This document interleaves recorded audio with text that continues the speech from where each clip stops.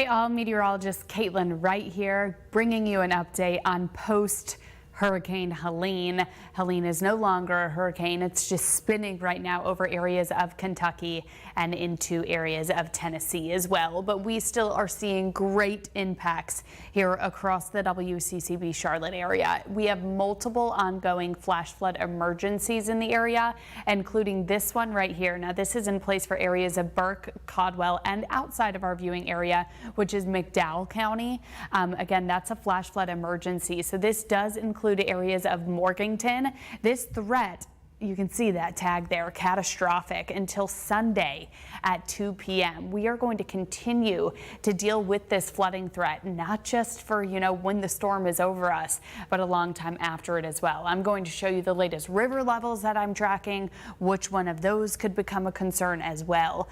I am looking at Facebook right now just to make sure we are rolling, and we are. Please say hello. Let me know you can hear me, you can see me, our technology is working okay, and let me know where you are and what you saw out there today. I'll tell you what, the mountains in our area and over toward Asheville, just pure devastation. When we said catastrophic, boy, did that unfortunately turn out just that way. I want to talk about more flash flood emergencies that we have ongoing right now. I'm going to go, well, before I do that, I'll go to the estimated rainfall totals in this area. This is just radar indicated, so some of these areas seeing anywhere from about 6 to 10, most of us about 10 inches of rain. That's freshwater rain. Of course, if you had any type of, everything is freshwater, we're not dealing with the storm surge, but if you had any type of runoff, those levels certainly could have increased as well. Now, Watauga counties, you guys are still under this flash flood emergency as well with that tag catastrophic. Allegheny, you're in this too. This flash flood emergency for you up in the mountains in place, you can see there, Saturday at 9 a.m. So we do still have this ongoing flooding threat across the high country as well. Looking at some of your rainfall totals, look at that in areas of Avery County, 1.5 feet almost of rain. Now these are radar estimates, and this is only 48 hours. You guys saw rain before that 48-hour mark, so I'm anticipating a lot of these numbers, especially Watauga County. You probably got upwards of 1 foot of rain, and it's just been so sad to see what has come out of Boone. I am from Cornelius here. I have family up in Boone. I used to go to the pumpkin patch as a little kid, and even talking to my aunt who's lived there for decades, seeing King Street flooded the way that it was, seeing roads collapsing, seeing landslides and mudslides and debris flows. She said she's never seen it like that before, and she was even there during Hugo.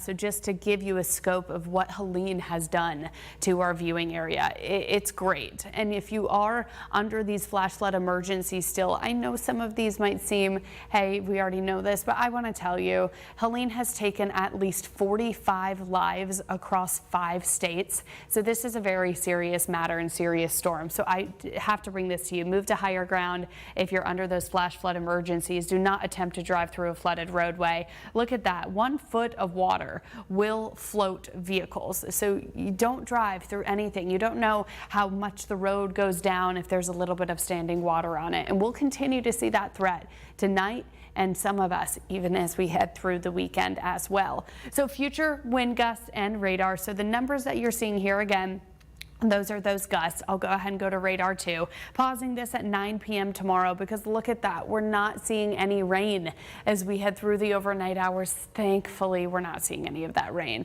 We still have a threat from the rainfall that we saw and from our river levels rising, but we won't see additional rain. We have a chance to see a few isolated showers as we head through the day on Saturday, but again, it's going to be pretty few and far between. By Sunday, we're looking at more of that scattered activity across the area. The winds not going to be nearly as a concern as what we saw early this morning. The center of the storm is far away. The storm has weakened, not producing those tropical storm force wind gusts, but we still will hold on through the weekend to some gusts upwards of about 15 miles per hour. Let me know if you do have any questions. Michael, thank you so much. for saying phenomenal coverage. I'm so sorry to hear you say my nephew lost his car to flooding. Apartment also flooded in Boone. He goes to App State. Rain, wind, some power outages in Marshville. Thank you so much for that report. I'm so sorry to hear about that. I was checking in with some students up at App State as well. They were sending me photos and videos. Again, I saw a debris flow up there. Walmart, there were some containers in that Walmart, outside of the Walmart in downtown Boone, and a bunch of stuff came out of the containers and people were kind of rummaging through some of that stuff. Excuse me, just terrible situation up across our area too in Watauga County. I want to talk about the rivers here for a second because we kind of have a lot to get to. South Fork at Catawba River at Lowell, this isn't a flood warning. The crest is expected tomorrow afternoon. You look at where it is right now, about 14.5 feet. That flood stage is 10 feet. The crest is expected to rise about another foot, the river that is. So we could see some flooding in that area, expected to crest at that major flood stage as we head through the day tomorrow there. Now we have another one, and I'll tell you, this one, the Broad River at Boiling Springs, right now it is over 20 feet. The flood stage is just 12 feet. The crest there, 21.4. So we're almost there, and I do think that this river is actually going to end up cresting tonight, which will be good. There have been kind of reports and releases and messages from folks over in Rutherford County, that is, I think, where Lake Lore is, saying that the dam in Lake Lore could breach. If that did fail, which I think they were projecting it to fail at about 8 o'clock, but I think they kind of backtracked on that a little bit. I will continue to look for updates on that. I've been looking hour by hour, and I'm not seeing too much new information there. But if that dam did breach or fail, then we would see this river actually go up and increase as well, because everything goes downstream. So that's why we're having such a flooding threat, especially west of I-77. So again, this is for Cleveland County there. The Broad River at Boiling Springs expected to crest, and that entire area is without power, and just seeing a lot of flooding already in that area too. So we do have this flash flood emergency as well. This is for areas of Mount Holly, parts of Gaston and Mecklenburg County, really just a small sliver kind of western Mecklenburg County in the eastern Gaston County. So this is for Mount Holly, again in place until 8 p.m. So this we are watching. There's actually been a dam released earlier today in Statesville, and what happens is once they move water out of there, that water flows down into Lake Norman and then goes into areas of the Catawba River, well, first Mountain Island Lake, and then flowing into the Catawba River too. So we will likely see river levels continue to rise there. There are a few evacuations. There are voluntary evacuations ongoing last I checked in this area. I do not believe that they are mandatory at this time, but we'll keep you updated on air and online here at WCCB Charlotte. Was that new? What was that just popped up there?